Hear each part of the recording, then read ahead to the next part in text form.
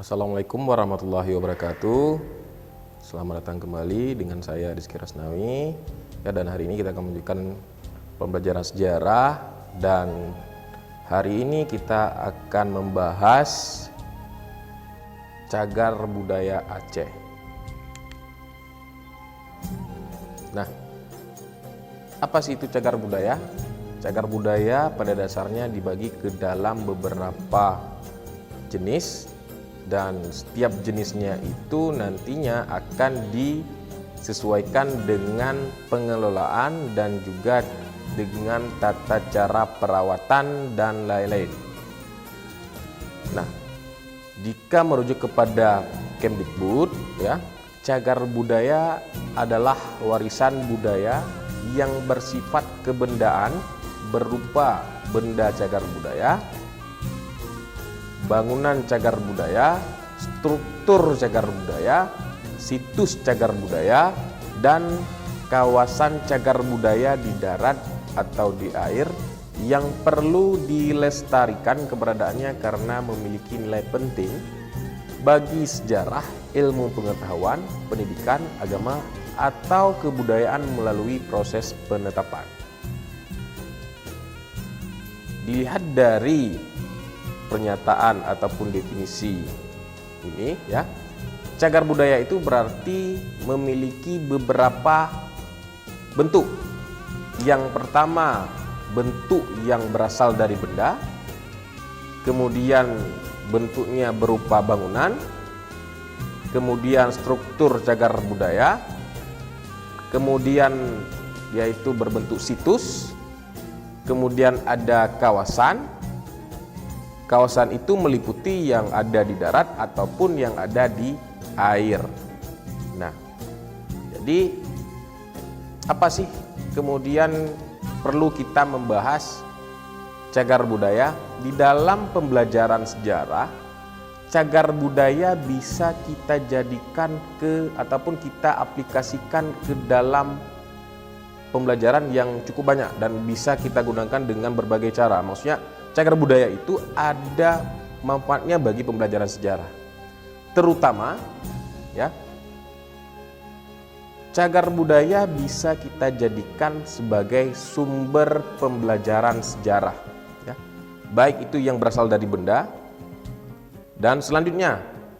Nah, maksudnya bangunan-bangunan cagar budaya, kemudian dari struktur dan lain sebagainya. Jadi cagar budaya ini punya nilai penting dalam menyimpan informasi, dan kemudian cagar budaya ini bisa menjadi sumber pembelajaran, sumber informasi, dan kemudian bisa diajarkan kepada para siswa, mahasiswa, dan masyarakat umum.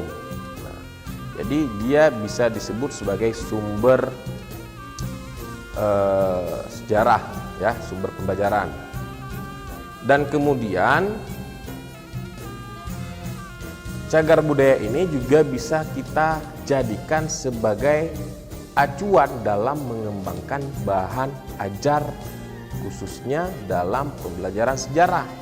Nah, supaya apa? Jadi dengan adanya benda ataupun cagar budaya pada umumnya dengan beberapa jenis ini, kita bisa menjadikan dia sumber dan juga bahan ataupun bahan ajar yang menyangkut hal-hal meliputi cagar budaya itu sendiri. Jadi melalui bahan ajar kita bisa jadikan sarana, baik itu mungkin sarana edukasi dan juga sarana agar masyarakat ataupun paling kecil skupnya itu, dan yang ini yang paling penting terutama untuk siswa dan siswi, itu agar ada rasa kecintaan terhadap peninggalan-peninggalan cagar budaya yang ada di daerahnya. Jadi melalui cagar budaya kita jadikan bahan ajar, melalui bahan ajar kita jadikan sarana untuk mengedukasi para siswa dan siswi, dan juga bisa kita jadikan sebagai dasar pembangunan fondasi agar mereka cinta dengan cagar budaya. Jadi melalui cagar budaya kita bisa menjaga, melestarikan cagar budaya, dan setelah kita melihat apa-apa saja fungsinya seperti yang sudah saya katakan tadi. Jadi cagar budaya itu dia harus memiliki peran bahkan di dalam dunia pendidikan. Dan bagaimana kita harus menjadikan cagar budaya itu sebagai ataupun punya nilai, ya seperti yang sudah saya sebutkan tadi, harus kita jaga, harus kita rawat, dan kemudian terutama bagi para akademisi ataupun guru itu harus menjadikan cagar budaya sebagai sumber ajar, ya, sumber belajar, dan juga sebagai acuan dan pengembangan bahan ajar. Nah, kita next.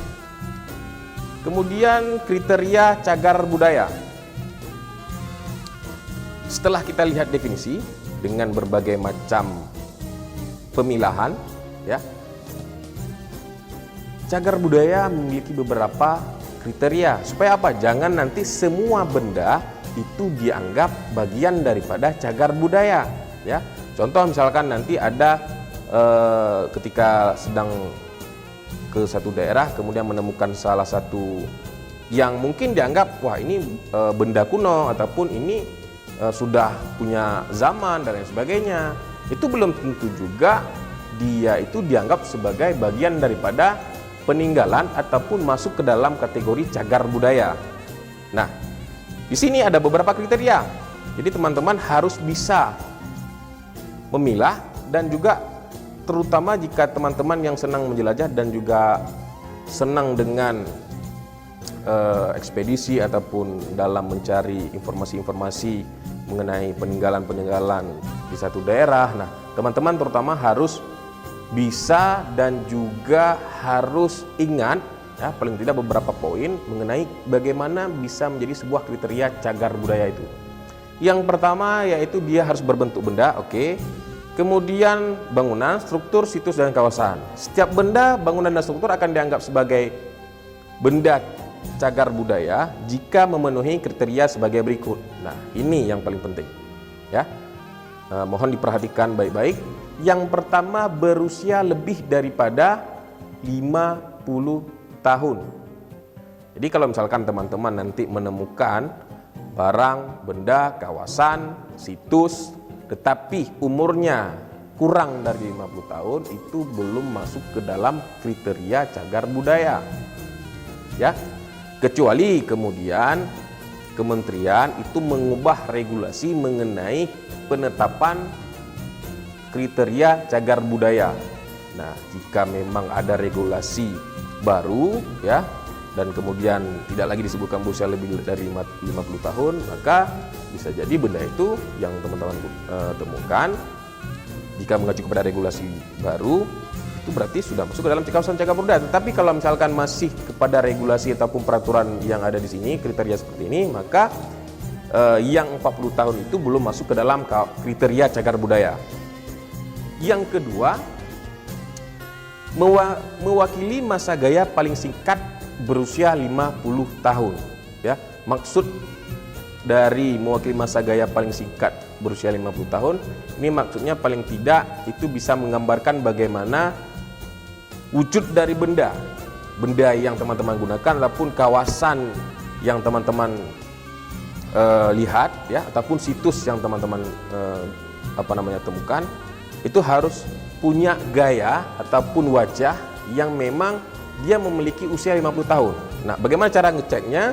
Itu nanti bisa melalui penelusuran data-data dan lain sebagainya. Nah, yang ketiga, mempunyai arti khusus bagi sejarah, pendidikan, agama, serta kebudayaan. Jadi, di poin yang ketiga, benda itu yang teman-teman temukan, baik itu meliputi hal-hal yang tadi, itu harus punya relevansinya atau mempunyai kaitan dengan sejarah. Nah, jika tidak berkaitan dengan sejarah, berarti itu bukan bagian daripada cagar budaya. Contoh misalkan jika teman-teman menemukan misalkan padi, tapi padi dengan jenis sekarang, berarti itu belum masuk ke dalam kriteria cagar budaya. Tetapi jika teman-teman menemukan jenis padi ataupun benda-benda yang lainnya, dan itu adalah jenis yang mungkin benih dari zaman dahulu dan lebih dari 50 tahun, dan itu mewakili sejarah terutama dari sektor pertanian, terutama kawasan persawahan, maka itu akan dianggap sebagai temuan dan itu menjadi cagar budaya. Tetapi itu biasanya nanti akan menjadi kolektor-kolektor ataupun ya simpanan-simpanan para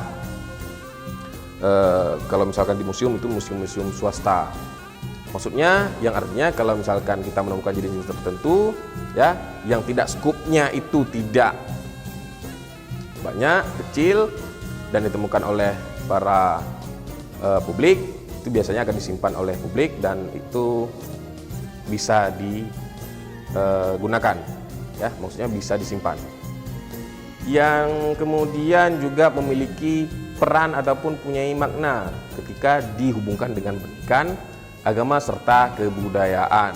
Nah, yang keempat, dia harus memiliki nilai kebudayaan bagi penguatan kepribadian bangsa.